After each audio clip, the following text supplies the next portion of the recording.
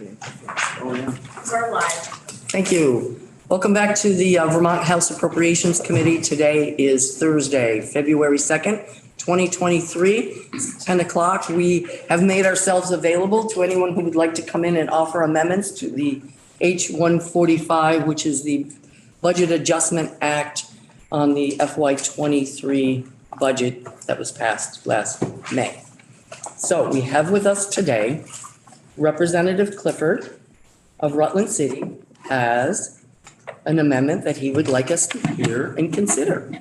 So Representative Clifford, please, for the record, who you are and what you'd like to do. Thank you, Madam Chairman, members of the committee. Paul Clifford, I represent the newly formed District 4, which incorporates the northeast section of Rutland City and northeast section of Rutland Town. I'm here today to offer an amendment to H-145 regarding the hotel voucher program. And if I may be allowed to just give some of the reasons for my thinking about this amendment. A few reasons that I feel that many of my constituents over the past 3 years also feel is that through this hotel voucher program, there has been a lot more crime, robberies, destruction of property, drug overdoses, and also some deaths in relation to this program. The fiscal strain on our emergency services such as police, fire, EMS has been outstanding. Spent tens of thousands of dollars between the Rutland City community and the Rutland Town community as well. And it does track back to certain some individuals that are in this program. Also, some other things is that people are actually afraid to go shopping at the Hannaford parking or at the Hannaford store, which is adjacent to a couple of these hotels. There are people being accosted simply because they want to go shopping, and the mayor and also the chairman of the select board also concur with this amendment. So that's pretty much it in a nutshell as far as what this amendment does. And I'm going to also get a little more on the floor. I'll probably get a little more into it. That's pretty much all I have. Yeah, go ahead, sir. So I think I understand what you're asking for in this amendment, but I just want to give you the chance to clarify. We in the 745 or 145 as introduced put a total of approximately $21 million in the hotel voucher program. You're keeping, which I think is what Human Services Committee recommended, the $13.4 million, but taking out the extra $7.5 million That's correct. that he put in. Is that correct? Yes, it is. Thank you. Okay. Thank you. Would you like to explain? We've heard your reasons why you brought it. I'm glad you asked that, but can you tell us what you're asking it to do? Just to take out the $7.5 million. And keep the 13. Correct, yes. The way it was with the three. Yes. The three identified. Yes, simply just the hotel voucher program, which is the whole thing is The whole thing is hotel voucher. It's the 7.5. I don't have it written down in front of me, but it's just the 7.5 million. The only question that I might have for you is because the vast majority of the population that you indicated that caused some concern in your community will remain. Your amendment will only remove, we're not even sure how many across the entire state, which I'm not too sure. I don't know in Rutland whether this is going to, I just wanted to be careful that if this should stay the way it is, and who knows by the end of the session where we go on the big picture, I wouldn't want you to think that this would change your situation much at all. You might see a reduction of there's maybe 300-400 people statewide that would fall in that other category. We have not heard or identified. So I wouldn't want you to think that Rutland's population here that would be removed would be very minimal.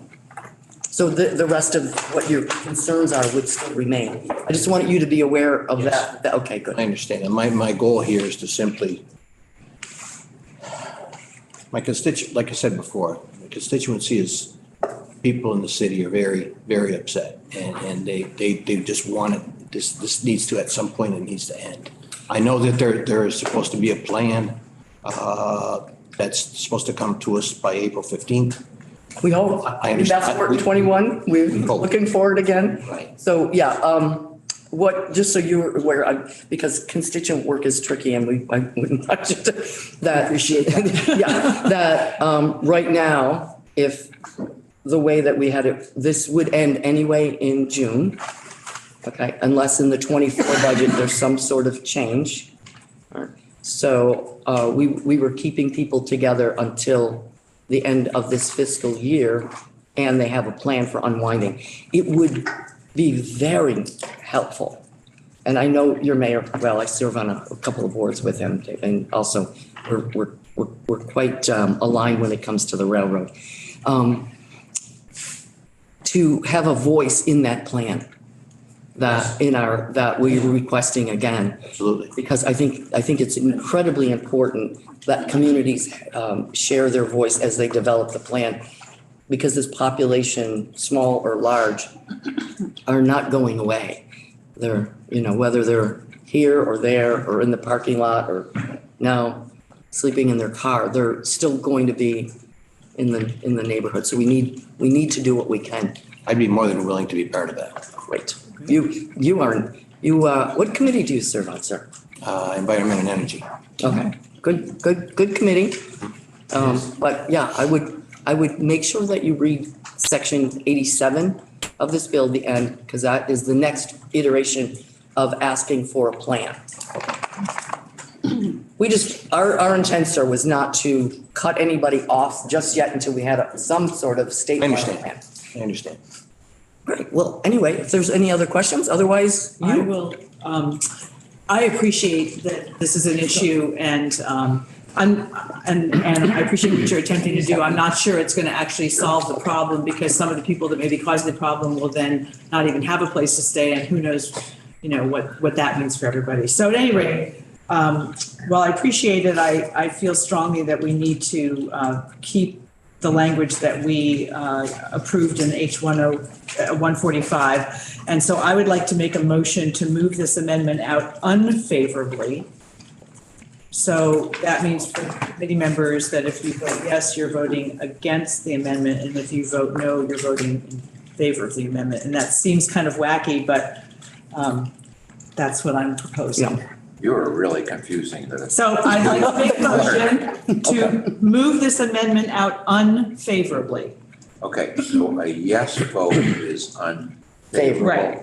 Right. Yes means no and no means yes. And one of the things to keep consistent we have a lot of people on the floor, and just want to make sure that we can be very clear with our vote, depending on where this goes.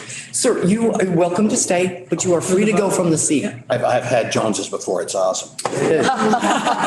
Thank you for coming. Thank you very much for your time. Thank you. Yeah, just to clarify, this takes it from the 21 point something million or 20 point something million, 0.9 million, down to the 13 million, 13, whatever the original number was, Yeah. The 13.4 for the three the populations. three populations. And it eliminates a population that we don't know about. Right. Is what goes away. Right. And whatever the other Right. group of people that are not in those three populations are. Just wanted. So Do we have a I'll second? second it for Okay, the reasons that you suggested. all right. I know some people have to go. What's that? you wrote that she seconded?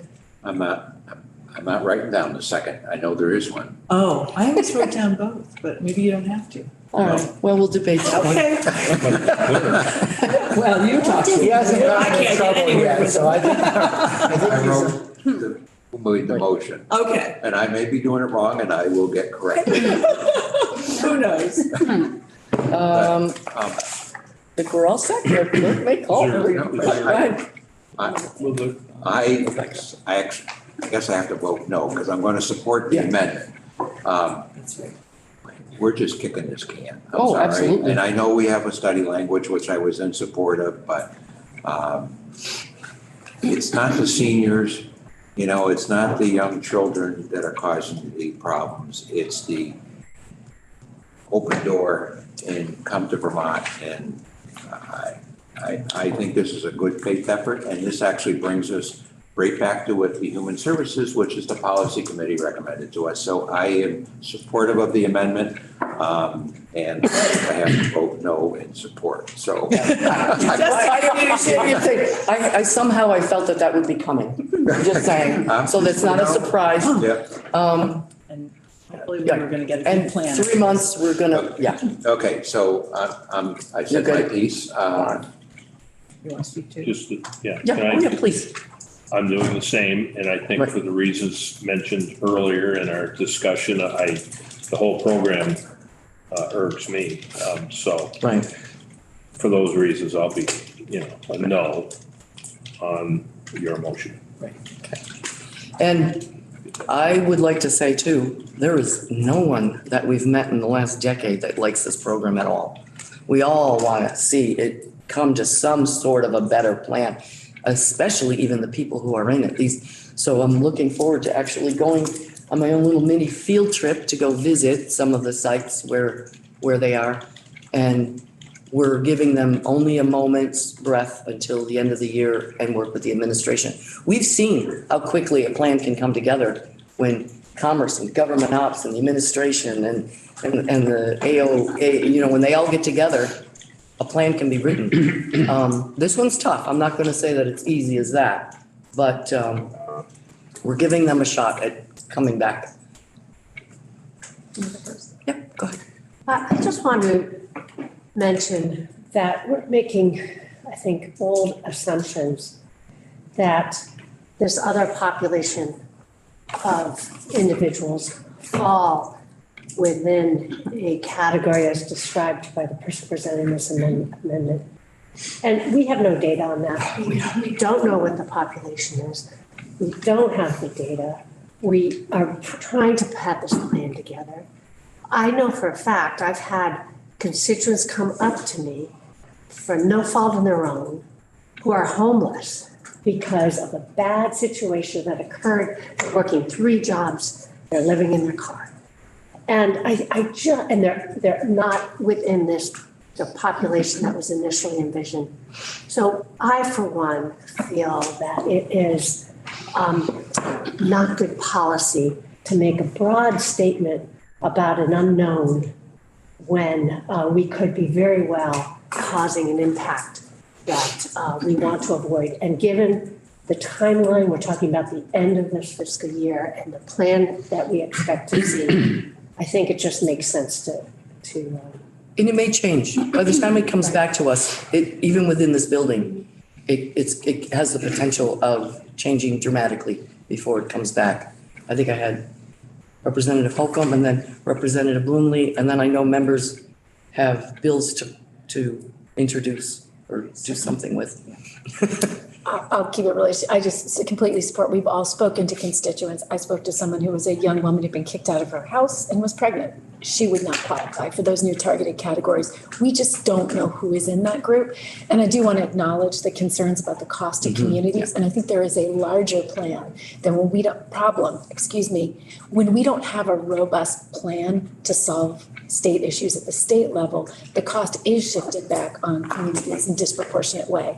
And to me, the best way to end this program that we know isn't working for people and isn't working for communities is a robust plan that lets us find better solutions for everybody, which is why I'm not happy with the proposed amendment and going to support the original language.